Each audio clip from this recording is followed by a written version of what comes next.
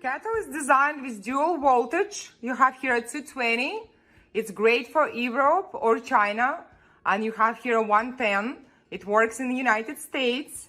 It's a wonderful idea. You can always change voltage and take this kettle with you to go anywhere. To place the handle in upward position, you need to detach it first. You have here a little lock. You need to pull it toward the middle of the kettle and detach it. And then you need to place it upwards. You have arrows here showing it going up. Then let's open the kettle and fold it.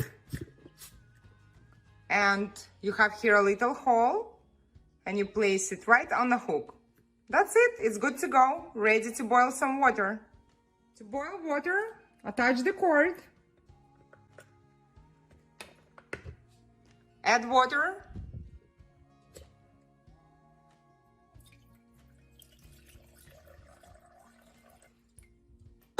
Close the lid. Plug this in. And turn on button.